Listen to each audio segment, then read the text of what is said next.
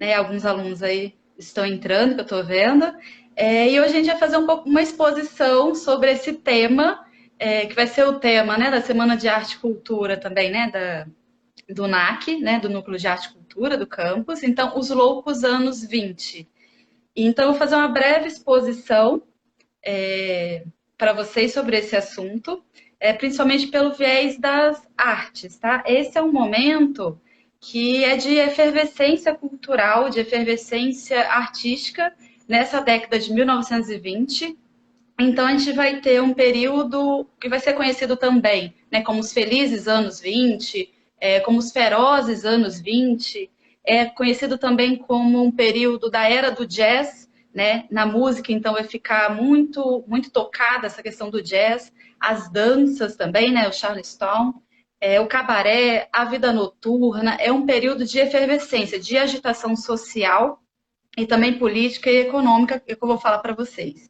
Então, a gente tem também, na moda, ficando muito conhecido, né? As saias, elas sobem um pouco a sua altura, então as saias ficam mais curtas, e o mais curtas para aquele período de 1920 é até o joelho, então as mulheres já mostram um pouco mais, né, das suas pernas. A gente Já vai foi ter uma um corte de revolução cabelo. isso, né? É, Descer um pouco a saia um pouquinho já foi uma revolução, até o joelho. exatamente, nossa, super revolucionário. Naquele período, o cabelo curto, né, feminino, a garçonnet, aquele que dá uma puxadinha assim, vai virar moda, né? Faz parte dessa moda também. Então, essas saias mais curtas, esse cabelo a garçonnet, a boina, o chapéu, a maquiagem mais marcada, a cintura do vestido também mais baixa, né? Abaixando aqui do que a gente até usa hoje, muito mais baixo.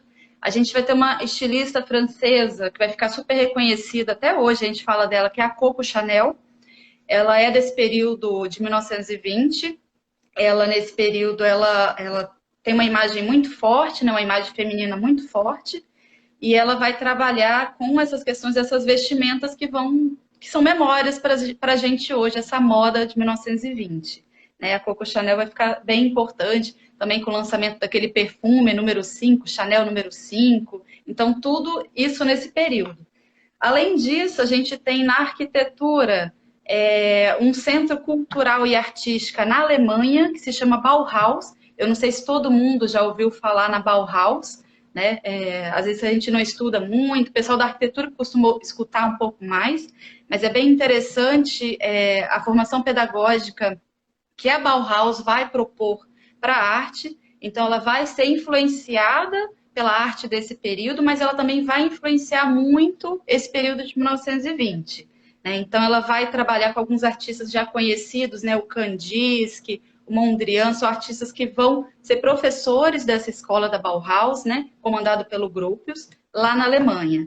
E a gente também tem, dentro da arquitetura, um estilo nesse período de 1920, que é o Art Deco.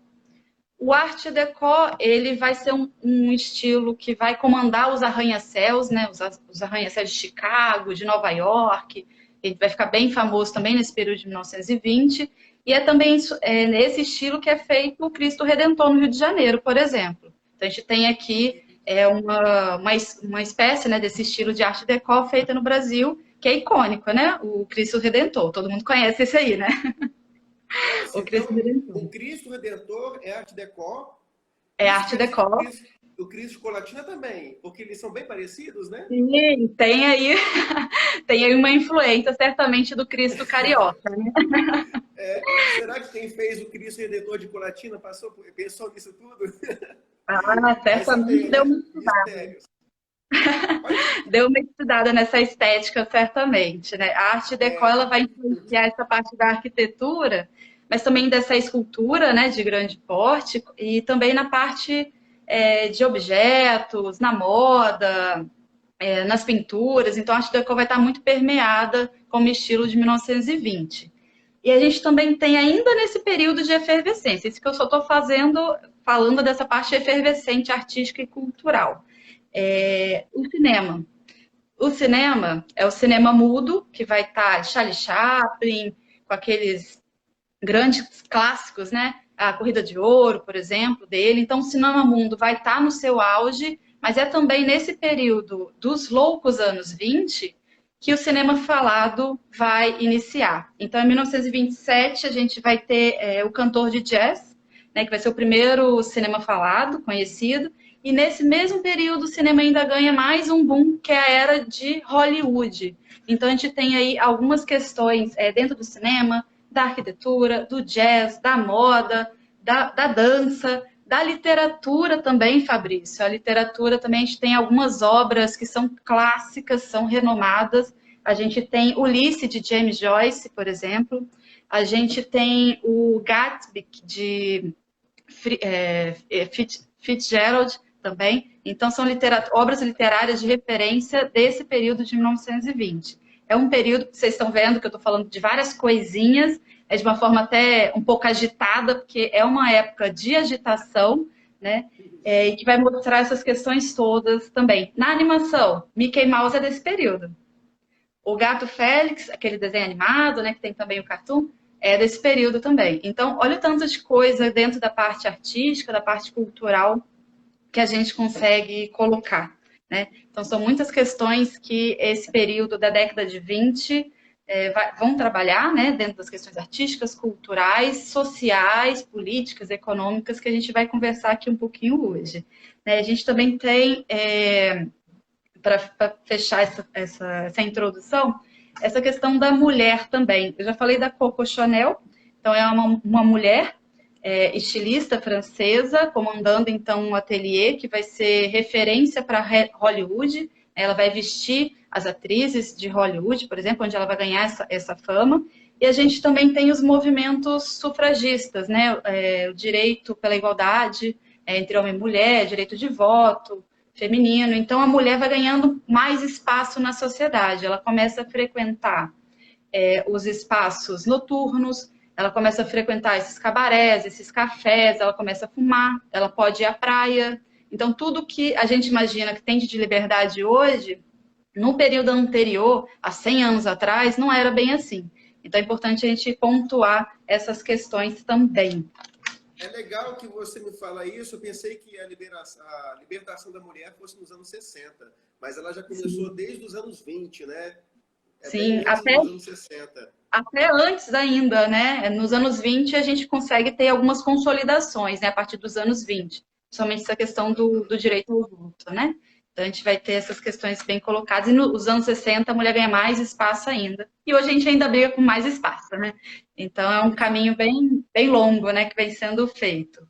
E hoje, para a live, eu pensei em várias questões, né? Vocês viram que eu pontuei tantas coisas, né? Tudo que eu poderia falar de música, né? Com a jazz, poderia falar das danças, né? Aquelas danças agitadinhas, né? Ritmadas. A gente poderia falar sobre o cinema.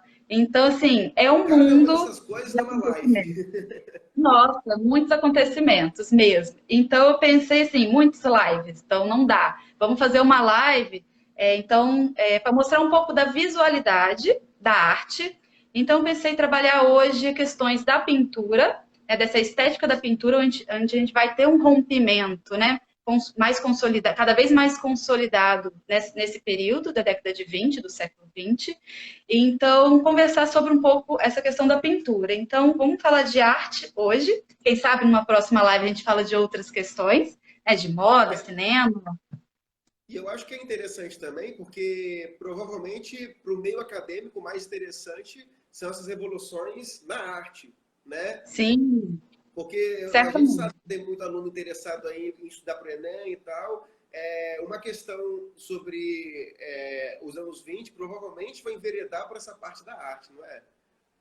Certamente. É muito recorrente cair nesses exames, como o Enem, sobre esse período e principalmente sobre as vanguardas artísticas sendo tratadas no meio da pintura, né? Então, é um assunto assim de atenção e muito recorrente no Enem. Então, o que eu quero propor hoje para vocês é um pouco de um questionamento. Vou cutucar um pouquinho vocês aqui hoje para a gente provocar um pouquinho a partir dessa seleção de obras que eu fiz, desse período dos loucos anos 20, para a gente entender o que essas imagens da década de 20, dessas pinturas, o que elas dizem. né? O que que a arte tem para falar? Quais são os significados dessas obras? Como que elas se apresentam plasticamente? Então, como é que elas estão estruturadas? Cor, forma, plano, como é que isso acontece? E um outro ponto também que a gente sempre tem que verificar é se esse conjunto, né, de arte que a gente está falando aqui, se está em concordância com o que está sendo vivenciado no seu período. Então, a arte ela está conectada com isso, ela fala sobre isso, né, essas pinturas, né, esses artistas se expressam dessa forma, ou não, eles estão desconectados, trabalhando outras questões. Então, um pouquinho que eu quero mostrar aqui com vocês sobre isso, sobre essa parte, então, da pintura. O Fabrício ele vai comandar aqui em cima, né? Vão aparecer, onde está esse título, algumas imagens aqui em cima. Então, tá pequenininho, mas, de repente, depois eu coloco um link dessas imagens para o Fabrício, né, Fabrício? Para quem Claro, quiser ver um pouquinho maior. até porque isso vai ficar disponível imediatamente por 24 horas. E depois eu ainda vou gerar um arquivo para colocar no YouTube e depois divulgar em Libras, para todo mundo ter acesso às informações. E vale o Ótimo. print também, né? Quem quiser dar um print aí nas obras, que tem a referenciazinha, o nome da obra, né? Quem quiser saber mais, pode dar uma printada Isso. também. Isso. Aí até eu coloquei algumas imagens então para a gente seguir uma linha de conversa aqui sobre esses anos de 1920. Tem uma legenda bem básica, então é o nome da obra, o artista e o ano que foi então feita essa obra, né, para ficar um pouco melhor de ler, e a obra em si. Então, assim, para a gente poder construir, né, essa live aqui junto, eu quero que vocês prestem atenção, passando um carro aqui, eu quero que vocês prestem atenção e tenham consciência, né, quando a gente faz uma análise de obra, quando a gente vai analisar, fazer uma leitura, ver essas obras, né, observar essas obras, duas questões. Primeiro, sobre a construção da obra. Toda obra de arte ela é intencional, ela é construída de forma intencional pelo artista. Então, a gente tem uma linguagem plástica. Quando a gente fala linguagem plástica, por exemplo, de pintura, a gente está falando das cores que são escolhidas para aquela pintura, a gente está falando das linhas, a gente está falando do enquadramento daquela cena, do que vai ter, qual vai ser a temática, das formas geométricas, a gente está falando disso tudo, dessa linguagem plástica. Então, tenham consciência que toda a construção de uma pintura é feita de forma intencional por esse artista. E no segundo ponto, esse artista ele vai estar sempre situado no seu período histórico, aonde ele está, qual país, o que esse país está vivendo, o que está acontecendo. Isso tudo vai influenciar esse artista para expressar através da obra, que a obra vai ser essa materialidade, né? Então ele vai expressar através dessa obra essas experiências, essas angústias, tudo que ele tiver querendo dizer através daquilo. Então tem essas duas consciências. Primeiro que o artista é um ser social, ele cumpre então sua função cultural e social dentro então dessa sociedade e ele vai expressar através dessa obra com alguma intenção de provocar, de questionar, de embelezar. Então a gente vai verificar aqui o que esses artistas, né, esses pintores e pintoras do século XX, né, de 1920, estão querendo falar com a gente. Ok? Para isso, pode passar o slide, Fabrício? Para a gente já começar a ter uma imagenzinha. Aham. Passou? Só um minutinho. Tá. Enquanto isso, eu vou contextualizando. Ok, Essa aí, foi. né? Isso, essa mesmo. Vamos lá. Primeiro, uma contextualização desses loucos anos 20. O porquê desse nome loucos também, né? Esse loucos, ou felizes, ou ferozes, por conta dessa agitação. Primeiro que a gente está num período, né, de conturbação política, né, muito forte. A gente está num período que hoje a gente entende como um período de entreguerras, né? A gente parte, né, de uma Primeira Guerra Mundial, né, que vai de 1914 a 1918. A gente tem ainda a Revolução Russa em 1917, com a queda da monarquia. E a gente também tem a gripe espanhola em 1918 até 1920. Então, esse é um contexto anterior que vai fazer todo esse terreno para essa agitação, para esses loucos anos 20. E a O gente avô do tem esse... coronavírus. Pois é, a gente está vivendo, né, entrando aí daqui a pouco nos novos anos 20, então a gente tem também mais uma vez essa questão de um vírus, né, de uma forma globalizada. Então, algumas questões aí para a gente pensar também. Nesse contexto também, é um contexto que você finaliza uma primeira guerra, mas esses países eles estão arruinados, né? Principalmente os países europeus. Então, é de uma crise de valores também. Então, quando você finaliza uma guerra ali, a gente tem um momento de recuperação e de prosperidade econômica, um momento de reconstrução dessas cidades. E é nesse momento, né, de prosperidade que as pessoas vão começar a se agitar, né? A indústria entra aí também muito forte, né, nessa questão da prosperidade. Então, aquelas conquistas técnicas, aquele progresso industrial que veio lá do século XIX, ele ganha uma ampliação nesse pós-Primeira Guerra, né? E é nesse período que a gente está falando desses loucos anos, né? E se a gente fala dessa industrialização, a gente está falando de um objeto industrial que ele tem que ser feito para ser útil, para ser funcional, ele tem que ter um gosto comum, ele tem que ser produzido em série. Isso tudo está entrando na cabeça de toda a sociedade, inclusive desses artistas, tá? Então, a gente tem nesse ciclo econômico a produção e o consumo, né? São produtos que são feitos de forma reprodutível, mas também de forma que sejam transitórios, que eles sejam perecíveis, que ele não tenham uma alta durabilidade, para fazer aquela lógica do mercado de substituição. Então, o consumidor ele tem que comprar. Então, o produto, né, igual a gente tem o nosso celular, troca todo ano, essa lógica está cada vez mais rápida, né? Naquele período, essa mercadização da vida e das coisas já estavam bem globalizadas. Então, a gente tem essa recuperação toda, essa prosperidade e essa agitação social vem junto. E aí entra essa questão da música, da vida noturna, das danças, todo esse luxo, essa opulência toda que vai, então, fazer essa ambientação, né, de modernidade para essas cidades. A gente tem Paris, na França, que vai ser esse epicentro, né, artístico e cultural.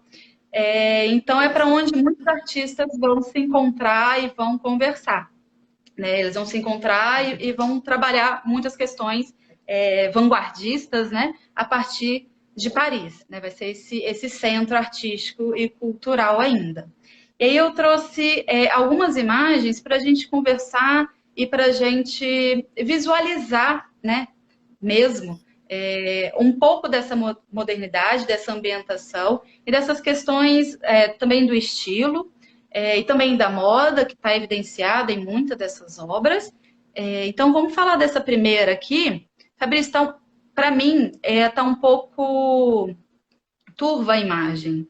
Está um pouco sem foco. Eu não sei como é que está para você, a sua. Eu estou fazendo um teste a partir de outro aparelho e realmente está um pouco sem foco. Não sei por quê. Vai ter que ser assim mesmo, lamento. Não, tudo bem. Eu achei que era comigo. Eu percebi.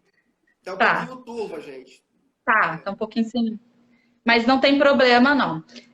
Até porque não tem tanto problema que esteja um pouquinho sem foco, porque essas imagens a gente vai perceber nesse conjunto que eu selecionei, que essas pinturas desse período, né, dessas pinturas que a gente vai falar, né, que são pinturas de vanguarda, elas não são super detalhistas, né, pelo contrário, elas vão simplificando as formas, simplificando as linhas, simplificando a decoração. Então, essa pintura de Almada Negreiros é um artista português. Ele faz, em 1925, esse autorretrato em grupo. Então, ele se coloca num autorretrato que foi uma pintura encomendada por um café super famoso lá em Lisboa. Então, quem tiver a oportunidade aí no futuro, né, de visitar Lisboa, o Café A Brasileira. É um café super famoso, está aberto até hoje, e nesse período de 1920 ele bombava. Né? Então, Alma do Negreiros, ele era um dos clientes desse café, era um ponto de encontro dessas pessoas da sociedade, né? Dos artistas, dos atores e tudo mais, os poetas, e ele então recebe essa encomenda do café para fazer esse retrato. Então, ele faz esse autorretrato. E olha que curioso, ele se coloca nesse autorretrato, ele pinta esse retrato, né, como se estivesse nesse próprio café, nesse café brasileiro, lá de Lisboa, e ele coloca mais 3 personagens, né? A gente tem 2 atrizes portuguesas e um professor português. Curiosamente, ele não conhece, não faz parte do seu ciclo de amizade, né? Essas 3 pessoas. Então, são pessoas que ele desconhece, mas ele coloca nessa pintura que são pessoas famosas naquele período para aquela localidade que é Portugal. Vejam se vocês conseguem perceber comigo que tem um tom um pouco melancólico nessa pintura, né? Pela tonalidade, um pouco esverdeada, amarronzada. A gente consegue ver no rosto das pessoas muito branco, né? Uma coisa meio pálida, meio estática, estão olhando para um ponto. A gente consegue perceber a falta de detalhamento nesse fundo que é feito. A gente tem um fundo, então, só com uma cor, né? Uma coisa, você não tem mais nenhum detalhamento, nenhum quadro pendurado, nenhum detalhamento, ornamentação nesse sentido. E a gente tem um são ponto muito sombrias, né? Puxada muito para o preto, sombrias. para o verde escuro, verde musgo. Isso, muito sombrias. Pessoal, vocês podem comentar também, tá? Fique à vontade para fazer Pode os comentar, comentários. pode perguntar, pode interromper também. E nesse quadro, a gente também tem algumas questões que a gente vai verificar ao longo dessa década de 1920, e nesse conjunto, né, de obras que eu selecionei para vocês, que é desse período que a gente vai falar de vanguardas artísticas, que tem umas distorções aí de perspectiva, por exemplo. Tem uma mesa que eles estão sentados nesse café, nessa mesa tem uma xícara. Se a gente olhar bem essa xícara, ela parece que está caindo. Então, assim, a mesa ela foi desenhada com uma perspectiva totalmente deformada, né? Se a gente for olhar tanto a ambientação quanto a parte da mesa, a colocação das pessoas nessa representação, dá uma tontura até, né? Dá uma agonia. Então, isso foi feito de forma intencional por esse artista, e a gente vai ver essas pequenas intenções de desconstrução de algumas regras da academia de arte. Então, se a gente tem um pouquinho na cabeça, assim, alguns conhecimentos dessas regras acadêmicas que a arte ditava, a gente vai daquela questão da beleza ideal, do uso da perspectiva, luz e sombra, volume, tudo isso para a gente produzir uma obra que imitasse a realidade tal qual ela é. Então, se a gente tem uma série de regras dessas, chega um grupo, vários grupos, né, na verdade, de artistas e começam a questionar isso cada vez mais, isso aqui vai estar exposto em algumas dessas pinturas. Então, Almada Negreiros, ele coloca já algumas questões nesse sentido técnico, né, da pintura, e estilizando também as suas formas, a sua linha. A gente consegue ver isso na representação dos corpos desses personagens, né, nessas cores, que elas não condizem tanto com esse real, né, essa palidez gigantesca que a gente tem no rosto dessas atrizes, por exemplo. Então, alguns apontamentos aí para vocês irem guardando nessas várias obras que a gente vai visualizar aqui. Pode passar, Fabrício, na próxima imagem. Aqui uma outra obra, essa obra do Jorge Gross, pessoal. O Jorge Gross é um artista alemão. Essa obra se chama O Eclipse do Sol, ela foi feita em 1926. O Jorge Gross, ele está em sintonia com essas questões, então, vanguardistas da arte. E ele vai trabalhar, além dessas questões técnicas, né, que a gente consegue ver assim, nessa mesa, né, um grupo de pessoas sentadas ao redor de uma mesa, da mesma forma que na anterior, mas a gente também tem uma mesa numa situação que causa uma estranheza, né, essa colocação da perspectiva de uma forma equivocada, esse desenho um pouco caricatura que ele coloca, mas ele tem aqui um ponto para a gente discutir, principalmente, que é essa questão da provocação, da denúncia, da crítica política que ele está fazendo. Então, ele está nesse período de 1920 na Alemanha. É nesse período de 1920 que a gente vai ter também algumas questões de conturbação política mesmo acontecendo, né? Na República de Weimar. Então, ele pinta o general, o presidente dessa república, né? Que é esse que está com a vestimenta azul, mais centralizado, na parte superior do quadro. E a gente tem uma pessoa soprando, né, um conselheiro, vocês conseguem perceber do lado direito, esse conselheiro, Assim, né? ele tá contando um segredo aí pro general, soprando alguma coisa, aconselhando. Ele tem um chapéu, esse conselheiro, né? E ele carrega uma série de armas também debaixo do braço. Além disso, a gente tem na imagem a figura de 4 pessoas sentadas ao redor da mesa, e essas 4 pessoas que estão aí sentadas ao redor dessa mesa são ministros desse governo. E esses ministros desse governo, percebam que eles estão todos sem cabeça.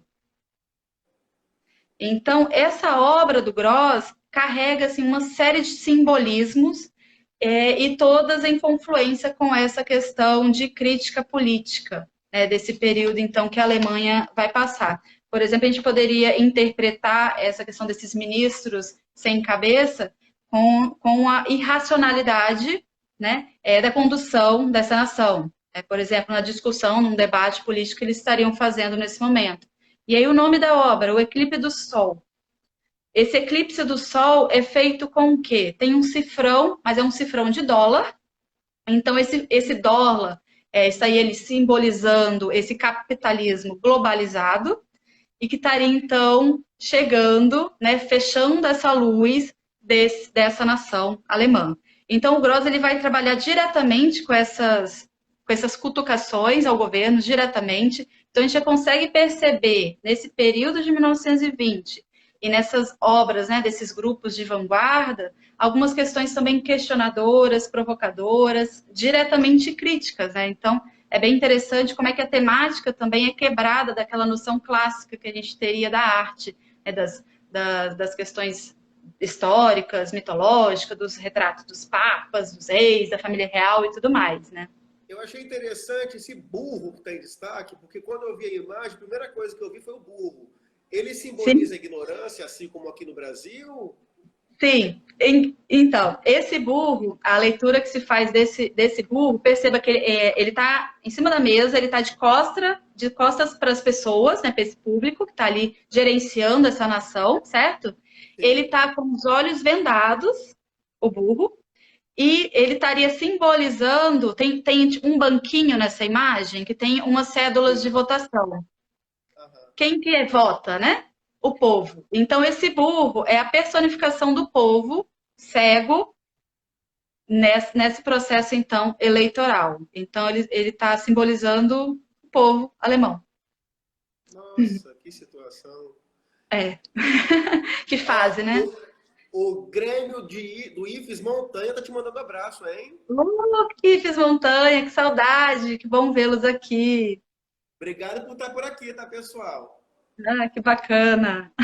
Olha aí, a Mary Rocalli traz uma colaboração interessante. Foi aí que surgiu a ideia do voto de cabresto. Olha só, né? Então, uma provocação que o artista vai sobre algo que ele está vivendo. Então, os artistas eles estão ali espertos, eles estão conectados com a sua realidade. E eles vão fazer isso. Eles não têm como fazer isso, Fabrício e pessoal, trazendo todas aquelas questões estilísticas da academia. Então, assim, eles vão romper também muito com essas questões da técnica, da estética acadêmica, para organizar melhor essas ideias, essas temáticas que eles estão querendo retratar agora, nesse momento, né? Então, o Gross é um exemplo dessa provocação política, então, dessa questão desses governos, né? Pode passar o próximo slide, mais uma obra. O Vini Taniani está até dando uma contribuição interessante aí. Os ministros sem cabeças poderiam representar também a falta de autonomia política dos comissionados e o autoritarismo do líder. Tem tudo a ver com o que se falou, né? Ótima colocação, Vini. Olha como é que a obra né? O artista faz com uma intenção, mas aí quem observa, de acordo com a sua bagagem cultural também, vai interpretar cada um à sua maneira, né? Então, essa é uma interpretação muito interessante também. Eu falei dessa coisa do sem cabeça, dessa irracionalidade, né, na condução do seu país, numa leitura que a gente faz de hoje do que aconteceu lá, né? Mas para o artista daquela época, de repente, alguma questão da autonomia política própria, né, desses ministros não conseguiu, então, compartilhar com as suas ideias, né, na figura do general. Muito Uma interessante, mensagem, Vini. uma mensagem bem atual. E, pessoal, de vez em quando eu vou ler os comentários de vocês pela seguinte razão. Na hora que a gente salva o arquivo da live, o chat não vai. Então, para que a gente não perca nenhuma informação, né, eu vou ler algumas coisas representando a voz aí do nosso querido público que está participando ativamente. É para passar para o próximo slide? Pode passar mais uma obra. Olha essa obra de Otto Dix, de 1928. Ela vai, chama Metrópolis, e na verdade é um tríptico, né? Uma obra que tem 3 partes. Eu selecionei somente a parte central, até para ficar melhor de visualizar, como na live é um pouco pequeno, né, para a gente visualizar essas obras, mas ele mostra o interior de um cabaré, de uma boate da época. Então a gente consegue visualizar um pouco tanto dessa questão estilística da arte, né?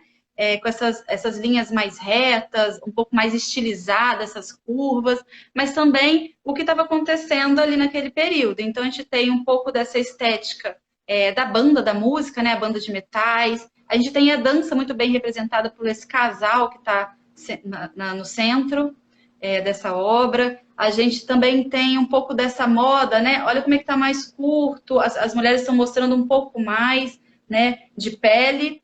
E a gente também tem esse luxo, essa euforia, essa festa toda, essa agitação toda que acontecia nessa sociedade. Então, o Otto Dix ele vai mostrar um pouco nesse painel central, um pouco dessa realidade, dessa modernidade que a gente vai ter. Então, cada artista ele vai questionar, né, vai colocar de alguma forma na sua obra o que ele estava sentindo sobre esse período de 1920. Então, Otto Dix quis representar essa efervescência, então, dessa agitação noturna, né?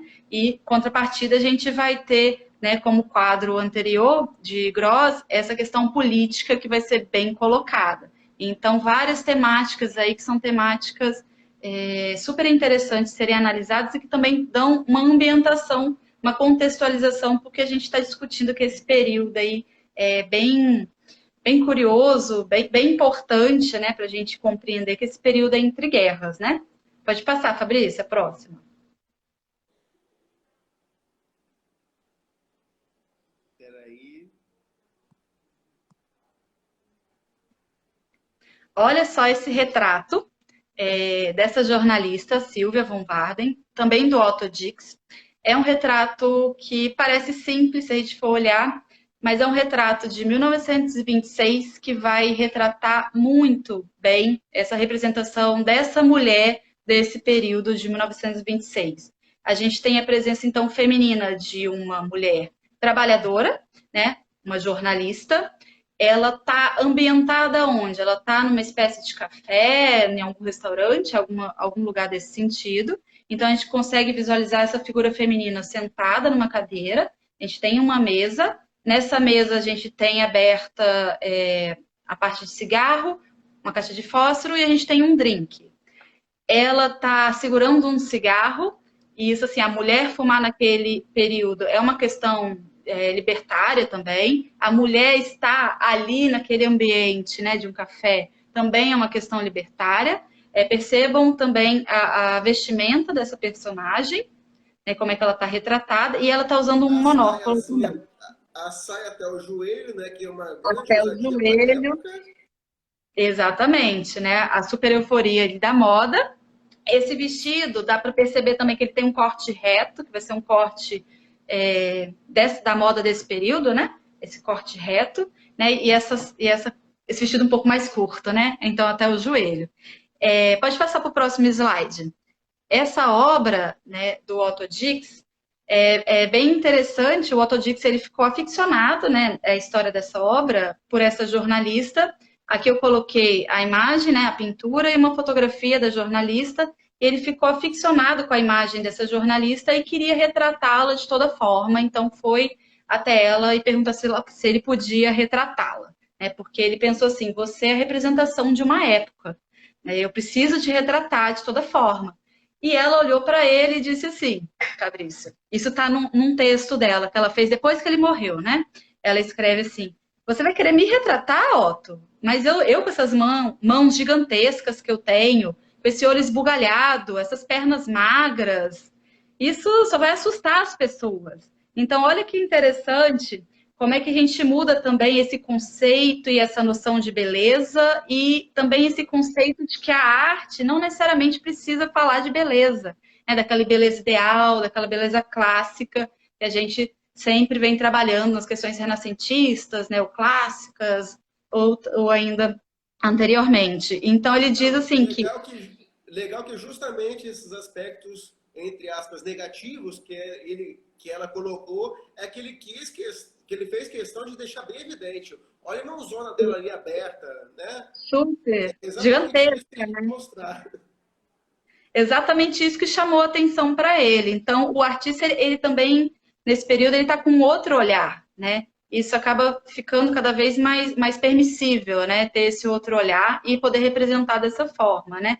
Então, ele representa uma época preocupada não com a beleza exterior de uma mulher, mas com a sua condição psicológica. Então, aqui a gente tem essa representação de uma mulher independente, trabalhadora, né? Uma representação de uma mulher que está ali circulando no meio social, que fuma, que utiliza esse corte da época, essa roupa da época mais curta. Então, ela está nesse tom de rebeldia também, né? Junto. Então, ele pinta essa mulher de uma forma representativa demais, né? Então, é muito interessante visualizar na estética e, mais uma vez, observem também essa parte estilística, né, da pintura. Você não tem um fundo trabalhado, não tem aquela ornamentação, aquelas firulas todas barrocas e tudo mais. Você não tem isso, vitorianas, a gente não tem. Então, a gente tem uma simplicidade de elementos, a gente tem um alongamento desses corpos, a gente tem uma perspectiva um pouco mais distorcida, então a mesa ela parece que está um pouco mais tombada, né, para mostrar, às vezes, alguma coisa a mais ali que estaria em cima, né, do ponto de vista. Então, você tem uma série de recortes aí. Tem um corte nessa perna dela também, né? Então, a gente tem uma série de questões que a gente vai apontando sobre a pintura, que eu estou trazendo aos pouquinhos com esses exemplos dessas pinturas, né? Então, essa imagem dessa mulher é muito significativa para a gente falar também da questão feminina nesse período e na questão da moda, na questão, né, da liberdade, né, que vai entrar também em conjunto com essa questão artística, né? Bem interessante mesmo. A Beth Sandrini, nossa diretora de ensino, até comentou, ele retratou também um estereótipo, né? Certamente, certamente. Certamente ele está retratando. Então, muitos desses artistas estão retratando o que eles viam naquele período, mas de uma forma também de questionar algumas questões, de propor algumas questões. Então, assim, ele poderia ter pintado, feito um retrato dessa jornalista, seguindo as questões do conceito de beleza, as regras da academia. Então, essa pintura teria uma outra forma de organização, né? Outras cores, detalhamentos, ela não teria esse rosto tão pálido, tão magro, tão fantasmagórico, assombroso. Um rosto mais chupado, não teria, né, essas mãos, e, com certeza, né, na pintura ele iria reduzir um pouco esses detalhes das mãos, ou não ia colocar essas mãos tão aparentes assim, que chama muita atenção, né? Mas é um ponto para a gente pensar sobre essas questões desses objetos, desses simbolismos também que eles vão colocando nessas pinturas. Então, sempre com alguma intenção de mostrar sobre aquela sociedade moderna que estava ali emergente e super agitada, né? É bem interessante representar essa forma também. Pode passar.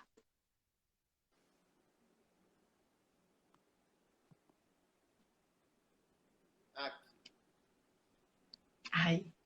E aí eu trago também nessa linha, né, dessas representações, seguindo esses retratos, a Tarsila do Amaral, que já é uma artista nossa. Ela faz esse autorretrato em 1928, seguindo já essa influência também dessas artes europeias, que ela vai ter muita convivência com essas artes europeias, e ela faz esse autorretrato, onde ela se pinta, né, de uma forma centralizada, mas olha esse manto vermelho, né, que luxo, como é que ela coloca, e olha a simplicidade, né, de cores, de elementos que ela constrói esse quadro. Então, isso tudo são questões estilísticas também, estéticas, plásticas, de escolhas dos artistas desse período. E também na arte brasileira a gente vai ter muito essa confluência, tá? Essas questões, né, que acontecem ali na Europa, nesse modernismo europeu, no modernismo brasileiro, a gente também vai verificar essas questões, né? Então, essa escolha desse fundo azulado, sem nenhuma ornamentação, e essa figura, né, que se aproxima mais da gente, porque ela já está nesse primeiro plano. E aí você não tem mais nada ali te direcionando o olhar, então o seu olho vai direto para essa pessoa, ela fica mais próxima de quem observa. Então a gente consegue ver todo esse luxo, né, desse manto vermelho, essa cor que também traz muito requinte, né? Esse cabelo, esse penteado, as sombras, né? Cada olho está pintado com uma sombra de cor diferente. Então ela traz esse autorretrato, umas questões bem interessantes, né, que está em concordância com essa arte também na Europa, né, dessa década de 1920. E Bem parece um interessante. grande botão de rosa também, esse manto dela. Parece um Sim, grande botão de sim, rosa, assim, viajando parece. pela pintura. Eu tô aqui viajando a pintura, eu achei ela linda. Não, é para viajar mesmo. É, Ótimo. Pode passar, Fabrício. vamos lá. Nossa, essa obra é muito linda, bicho. Isso aqui é sensibilidade pura. Amo essa obra. Olha só, gente. Essa obra eu trouxe por algumas questões, né? Primeiro que a gente está falando desse período de 1920, esse recorte que a gente fez dos anos loucos, né? Mas eu quero que vocês entendam que as vanguardas artísticas que a gente está visualizando, todas essas obras que a gente está visualizando fazem parte de alguma vanguarda artística, ok? Mas eu não estou entrando no mérito de cada vanguarda, né? Eu quero que a gente visualize esse conjunto como um todo. Então a gente tem que entender primeiro que essas vanguardas artísticas, elas se iniciam no início do século XX, elas não começam em 1920, ok? Na década de 20, não. Elas iniciam no início do século XX. Esse é um primeiro ponto. Um segundo ponto também, que toda essa crise artística que a gente vai verificar de uma forma assim, mais intensa com essas vanguardas artísticas, ela vem do século XIX. Né? Então a gente tem, assim, não tem consenso na história da arte, na verdade, os historiadores se estapeiam por isso, de determinar uma data de quando esse modernismo iniciaria essa crise artística, né? Da arte moderna, desse novo conceito de arte, mas a gente pode colocar ali com algumas discussões do romantismo, algumas discussões que o impressionismo vai fazer ainda no século XIX. E aí, no século XX, nessa década de 10, a gente tem essa confusão acontecendo, vários grupos de artistas vão se organizando em vanguardas, né, essa coisa de estar à frente do seu tempo, essa questão vanguardista. A gente tem o futurismo, a gente tem o dadaísmo, o cubismo, então vários estilos, várias experimentações de formas estéticas, né? E o Duchamp, o Marcel Duchamp, que é um artista francês, ele vai criar uma loucura, né? Uma revolução, de fato, na arte, com a proposição não só dessa A Fonte, mas de outras obras, mas essa é a mais célebre dele, que é de 1917, então é anterior a esses anos 20, mas ela vai possibilitar que a gente visualize muito dessas questões na década de 20, como a gente vai perceber. Então, essa fonte, percebam, nada mais é que um mictório, que é aquele aparelho, né, do banheiro masculino, geralmente, e ele faz o que é esse mictório? Ele coloca numa outra posição esse mictório, ele assina, ele coloca a data dessa realização, 1917, e ele propõe aquilo como arte. O que ele está colocando? O que ele está fazendo? Ele está discutindo, entre outras coisas, essa questão do conceito de arte. Quem é que dita o conceito de arte? Qual é a definição de arte? Sou eu que defino o que é arte? O que é arte? Então, ele começa esses questionamentos também.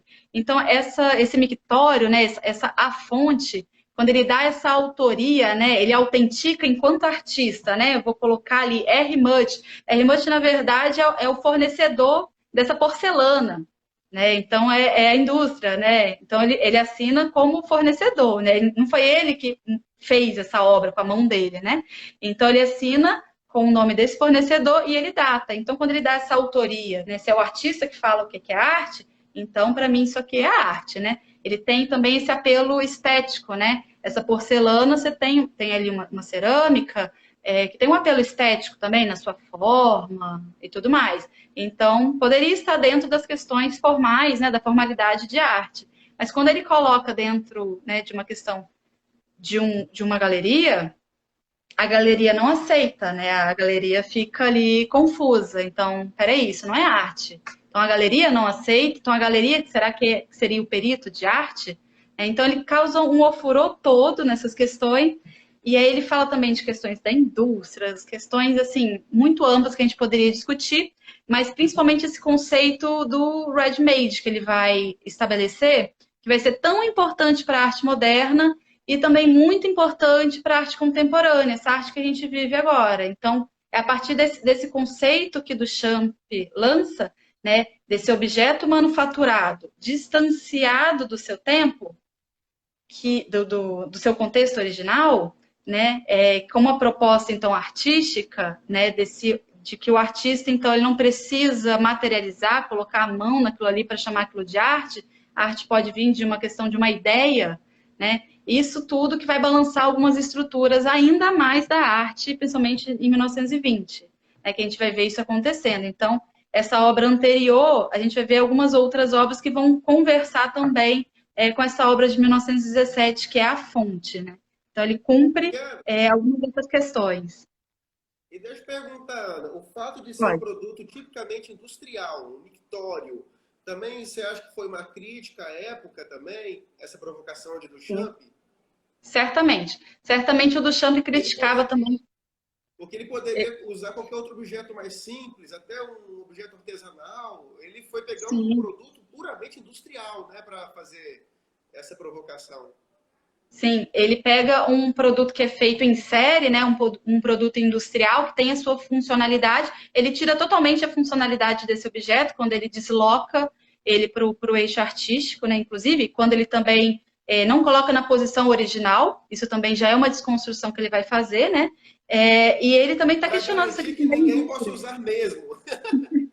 Vai que, né? É, Então, doido.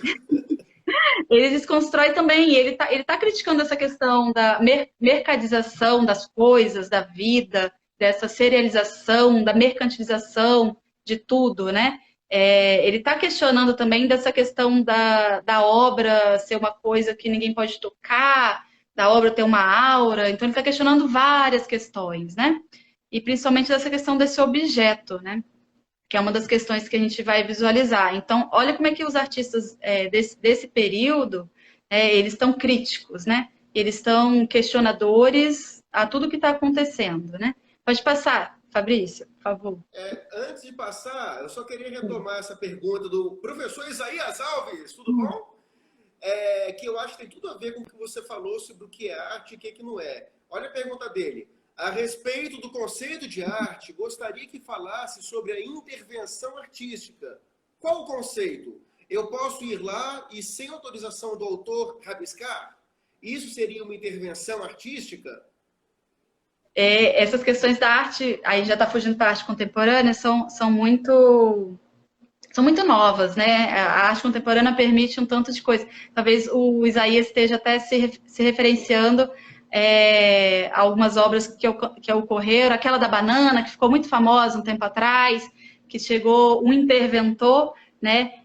Pegou essa banana, vocês viram sobre essa, né? E comeu aquela banana, que seria a obra do artista, e ganhou muito nome essa obra.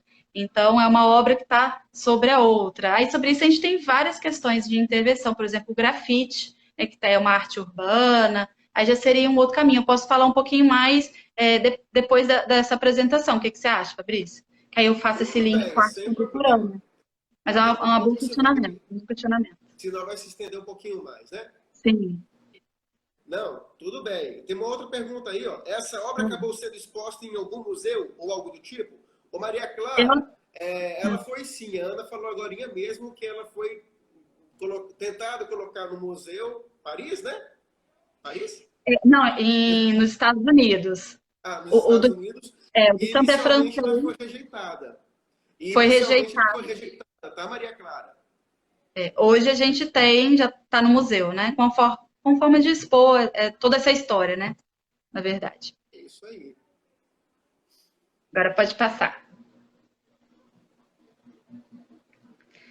E aí a gente começa esse período de 1920 com algumas dessas possibilidades também colocadas, tanto pela questão assim, do cinema, da fotografia, que retira também muitas questões da pintura, né? A pintura agora se sente livre para falar sobre muitas outras coisas, né? Mas também com essas obras, com esses questionamentos de Duchamp, coloca também essas questões. Olha essa obra do Picasso. O Picasso ele segue uma linha cubista, né? Os três músicos de 1901, técnica de tinta, tela, colagem. Então ele adiciona algo àquela imagem, aquele plano, né? Que seria aquele plano. Então ele faz uma discussão também com essa questão desse cubismo de Picasso, que é essa questão do quadro, que é quadro, mas ele também é objeto. Então, quando você adiciona uma colagem, que pode ser uma colagem de um objeto também, pode ser uma colagem de um pedaço de jornal, pode ser uma colagem de várias questões aí, de várias coisas. Então, a gente começa até mas também com essas pinturas. A pintura, é interessante, ela não é feita só de tinta. Então, assim, o que é pintura? Então, tudo entra em redefinição. E nessa década de 20, esse turbilhão de coisa que está acontecendo, nessa loucura toda que está acontecendo, a arte também está se redefinindo, está se reformulando, está se rediscutindo. O conceito de arte muda, né? Então, esse quadro-objeto, né, a pintura, ela não parte dessa realidade necessariamente, né? São muitas questões interessantes que a gente pode falar também dessa questão do Picasso com o cubismo, com essas questões estéticas que ele vai apresentar nesse retrato aí desses três músicos, que um desses músicos, inclusive, é ele.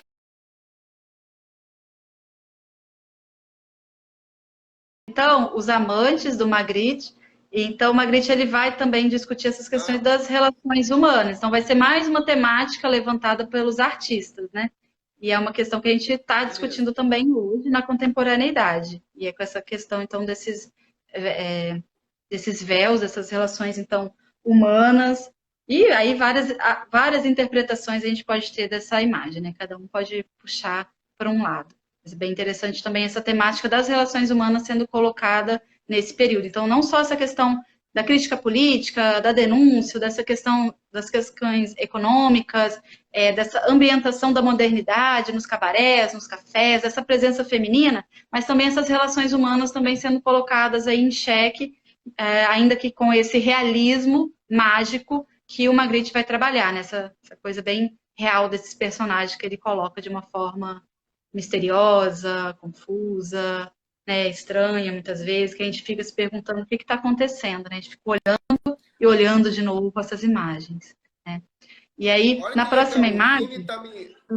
O Vini Cadê? Tamanini está lá dando uma contribuição interessante. Essa obra Ah, está bem atemporal com a nossa situação atual. É verdade. exatamente. Ela rodou muito, né, as redes nesses tempos aí de pandemia, né? Quem aí está com essas relações, né, desse distanciamento social e amorosos nesse caso, um pouco em distanciamento, está vivendo um pouco isso desse distanciamento aí que a gente vai ter dentro dessas relações. Então, é muito possível de se utilizar essa referência dessa obra para a gente discutir o que a gente está vivendo hoje também. Super atemporal, né? Uma obra quase centenária. Incrível, né? É, Pode passar para a próxima. o Klaus Vig Hum. está com uma contribuição interessante. Olha lá. Eles estão com Ah, os rostos cobertos de maneira semelhante aos condenados à execução logo antes do ato. Acho que essa pode ser outra interpretação. É uma obra aberta, né? é uma obra super aberta, super aberta. Ótimas interpretações, estou gostando. E olha essa outra obra, quando a gente vai conversando, né? Essas questões, que eles começam a trabalhar essas quebras desses paradigmas, eles começam a trabalhar e começam a formalizar, a amadurecer essas quebras, né? Do que era então tido como a verdade para a arte, né? Dessa imitação da realidade, daquelas coisas cheias de regras, do conceito de beleza, da perspectiva, de toda aquela colocação, daquela representação, de que a arte tem que ser figurativa e representativa, e a gente vai indo, a gente vai caminhando até um abstracionismo. E a gente tem o Mondrian, que ele vai chegar num abstracionismo geométrico, onde ele vai entender, dentro dessa discussão que ele faz com o neoplasticismo, que é essa vanguarda que ele vai trabalhar, essa liberdade dessa sugestão representativa que a arte deveria ter, que a pintura deveria ter. Então, a gente tem uma redução a planos, a cores e a linhas, o que ele vai entender como os elementos mínimos, né, os mais característicos da pintura. Então, a pintura é feita de quê? Né? A linguagem pictórica é feita de quê? De cor, de linha, de plano. E é isso que ele vai colocar, puramente isso. Ele não quer fazer referência nenhuma à realidade figurativa e ele vai apresentar essas composições. Né? Perceba essas linhas negras ortogonais, ele faz esse apelo, né, de não utilizar linhas diagonais para não dar o entendimento de uma terceira dimensão. Então, ele trabalha com essas linhas em vertical e horizontal apenas, que dá uma coisa mais estática.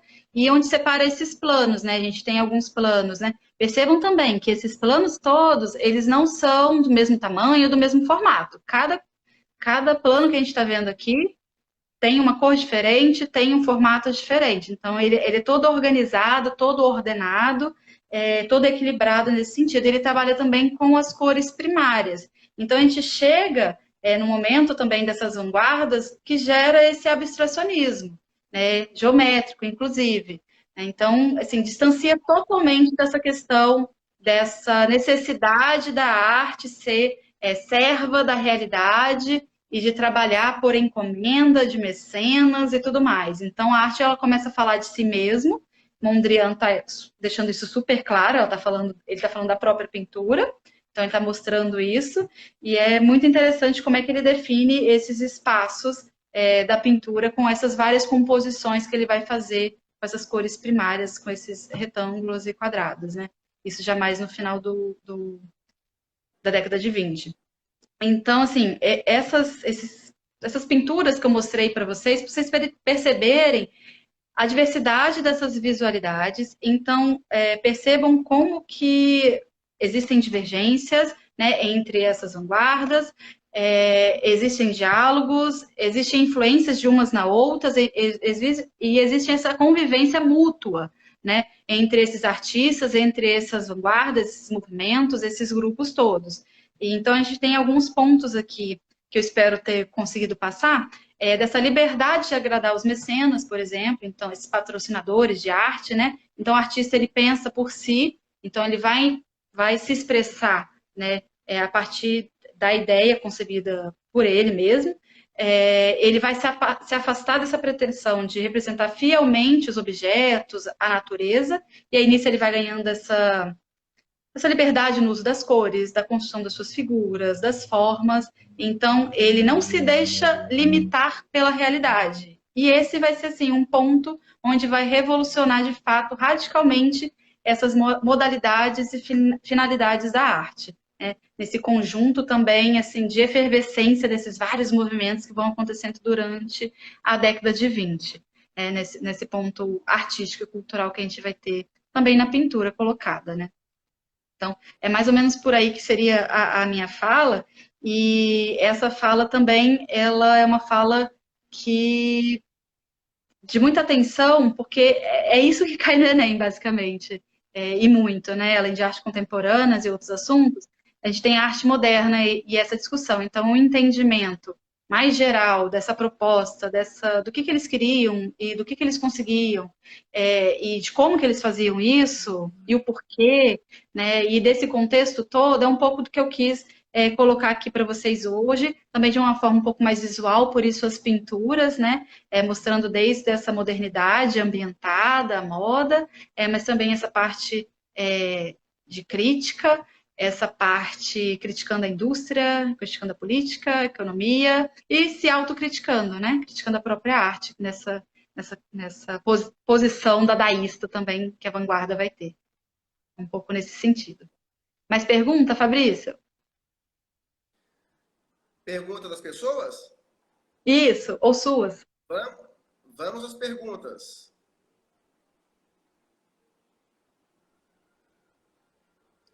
Ana, você poderia falar um pouco da pessoa de Coco Chanel? Pergunta de João Church. Coco Chanel.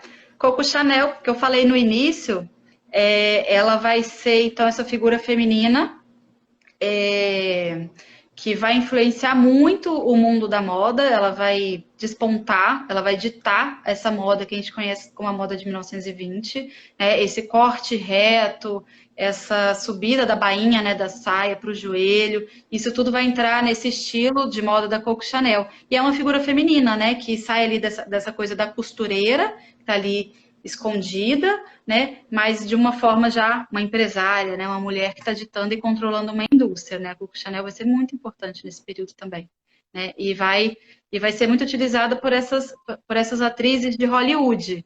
Então a gente vai ver a Coco Chanel sendo divulgada e experimentada por toda essa galera aí. Vai ser bem, bem interessante mesmo. Coco Chanel, muito importante. Legal. Próxima. Inclusive, João, tem até uma série na Netflix que se chama Chanel. É bem interessante. Aí, Chanel ou Coco Chanel, alguma coisa assim. Vale a pena assistir fica a também. dica. Vamos passar para a próxima pergunta. Próxima. A prosperidade econômica depois da guerra influenciou na arte dos anos felizes? Pergunta de Cosmic. Eu acho que na minha exposição comentei sobre isso, acho que ficou Sim. claro, né, que a arte ela está falando da sua época, as temáticas giram em torno disso, as críticas giram em torno disso. Então, eles estão questionando essa questão da indústria, desse crescimento da indústria, desse progresso industrial todo, dessa mercadização das coisas, da vida. Então, muitos artistas vão questionar diretamente, né, nesse período de 1920, essa questão econômica também, né? Dessa serialização, dessa mercadização da vida. Então, isso vai ser discutido, inclusive, de forma mais direcional. Então, certamente influencia a arte. Não tem como desconectar. A arte, ela faz parte de um contexto político, econômico, social. Não tem como desconectar. Ela sempre vai trazer alguma influência do que ela está vivendo, dessas experiências todas. Então, sim. É isso aí. Respondida a pergunta. Temos mais uma aqui. São duas perguntas que, na verdade, são praticamente a mesma. É do nosso amigo Vitor, nosso aluno Vitor. Ele quer ideias de teatro para a Semana de Arte e Cultura, baseadas nos loucos anos 20, e também inspiração para outros projetos além de teatros. O que você tem a propor, Ana? Nossa, tem tanta coisa, né? Eu já falei de uma porção no começo da fala mesmo, mostrei algumas questões, falei, né, algumas questões assim, ligadas à música, então a gente pode trabalhar algumas questões da música, essa questão da moda que vai ser muito marcante, né? Da vestimenta, dos acessórios, dos colares compridos de pérolas, da maquiagem. A gente pode trabalhar também questões do cinema, né? Do próprio cinema mudo, mas também do cinema de terror, cinema mudo de terror, que a gente tem, por exemplo, o fantasma da ópera. Por que não trabalhar numa linguagem do teatro, então, algo do tipo? Ou pegar alguma literatura da época, né, e trabalhar essas questões, discutir essas questões, trazendo para essa linguagem do teatral. Ou ainda, pensar nessa proposta crítica, que é a arte nesse período, ela está criticando muita coisa que ela está vivendo. Então, por que não fazer uma crítica a esse contexto, né? Desse contexto de entreguerras, como foi feito, né? Essa questão da crítica à indústria, como essa questão da máquina, da velocidade, o carro, é tudo muito rápido, tudo acontecendo de uma forma muito rápida, é uma prosperidade, é uma agitação, é uma loucura acontecendo de fato. Então, pode gerar algumas ideias nesse sentido, ou pensar também em algumas questões assim de exposições, também pode ser o caso, né, de expor algumas obras, né, de pinturas, esculturas, maquetes arquitetônicas, né? Por exemplo, a gente tem o caso da Arte Deco, dos arranha-céus, isso tudo pode ser material também para a gente pensar em projetos aí para a arte também dentro a década de 20 também pensada no Brasil, né, que a gente poderia falar da Semana de Arte Moderna no Brasil, de 1922. Aí dentro da literatura a gente tem Oswald de Andrade, Mário de Andrade, então o Heitor Lobos também, dentro da música. Então, Vila é Lobos, muita né? coisa que a gente tem. Heitor Villa-Lobos tem muita coisa para se falar, muitas questões mesmo. Vai anotando aí para a gente ir conversando, gente. É Essas isso ideias aí. todas. De repente, algo inspirado na Semana de Arte Moderna para fazer a nossa Semana de Arte e Cultura, hein? Já pensou? Que doideira, Revolucionário. não é? As perguntas aqui acabaram. Ainda tem mais, Ok. mas tem mais slides, né? Você quer? Deixei aí para vocês algumas sugestões, pensando também nesse distanciamento. A gente tem a live aqui para a gente se ver um pouquinho também, conversar um pouquinho, mas de repente, após essa live, fica aí a curiosidade de conhecer algumas obras do período. Então, a gente tem essa obra fílmica, que é Metrópolis, que é fantástica, que fala toda essa questão da máquina, da indústria, dentro dessa questão dos robôs, é uma ficção científica maravilhosa, é de 1927, é um dos grandes, das grandes obras do cinema, de fato, e aqui a gente tem do Fritz Lang, alemão, e aqui nesse cartaz de Metrópolis a gente tem toda essa estética, né, de arte deco colocada nesse cartaz e com essa máquina, né, esse robô colocado aí à frente desse personagem. Fica a dica, tem no YouTube disponível. É uma obra, Opa! assim, fantástica, gente. Depois me marca aí o que vocês acharam dessa obra. Muito, muito, muito boa Aí, mesmo. dica de E fala filme desse aí, pessoal. conteúdo. Dica de filme para o período da quarentena, né? Isso aí. E aí, a Posso... próxima sugestão é também uma obra fílmica, mas que é baseado num livro que foi escrito em 1925, do Scott Fitzgerald, que é o Grande Gatsby. Esse filme tem uma filmagem da década de 70 e em 2013 foi feita uma nova filmagem, onde tem o Leonardo DiCaprio como protagonista e também o Maguire, que é o Homem-Aranha, o primeiro Homem-Aranha. Então, esse filme é bem legal, assim, visualmente falando, esteticamente falando, para a gente se deliciar nessa loucura da velocidade dos carros. A própria narrativa do filme é feita de uma forma assim muito veloz. Toda a estética também da moda, dos lugares, a decoração, a ornamentação. É maravilhoso. E tem na Netflix esse, na plataforma Netflix. Então, um filme aí bem bacana de sugestão. Ou o livro Gente, também. eu já assisti esse filme, realmente é maravilhoso. Ele é mais do que educativo. Você pode assistir por prazer mesmo, por lazer, que ele vale a pena. É muito bom. É. E isso tudo que você falou, esse frenesi todo, eu vejo muito nesse filme, que é maravilhoso. Sim, E outra coisa interessante, que tem a refilmagem dos anos 70, né? sim. E Pode eu fazer uma cheguei a, conversa, claro. dá para fazer uma comparação, é muito legal a linguagem. E uma curiosidade, Sim. é o mesmo diretor do filme Moulin Rouge, que é um filme que todo É, mundo ama, né? E a mesma dinâmica do Moulin Rouge eu vi nesse filme. Essa coisa de muita coisa acontecendo ao mesmo tempo, muita cor, muita exuberância, né? isso, os cortes, Então, né? Muito rápido. Bem interessante isso, mesmo.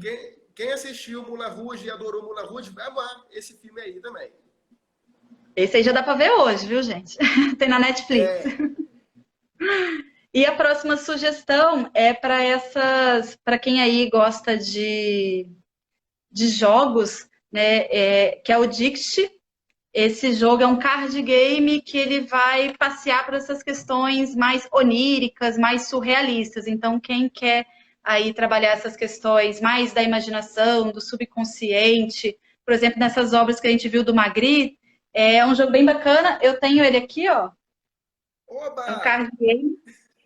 Só que um detalhe, né? Você tem um mínimo de 3 pessoas para jogar. Só tem eu, Francesco, Uau! em casa. Então ele está paradinho aqui.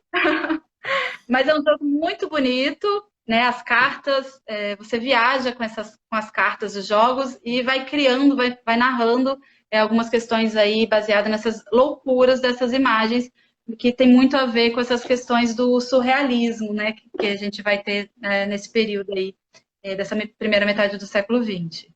Essa seria a Nossa, minha terceira sugestão. eu adoro Salvador Dali, então com certeza eu vou gostar desse jogo. Vou procurar saber mais. Fantástica. Quando puder, eu levo para a escola. O Vini Tamianini, aliás, o Vini Tamanini estava falando, um Dancing Ifs dos anos 20 seria top. O Aí, Vitor estava com ideias? Olha aí, conversa com o Vini Tamanini, já tem essa dica aí. Boa ideia. dançando em Chinatown, né? Ao som de jazz, eu acho que fica bem bacana. A Bela Com a vis- Coslope está querendo que você leve o jogo depois da quarentena, naturalmente, para a gente jogar lá no Ifs. Já era minha estratégia, mas com certeza ele tá aqui. Tá paradinho, mas já era minha estratégia. Vou levar sim. Show. Mais alguma pergunta, pessoal? Bate palminha aí para a gente saber que tá ok.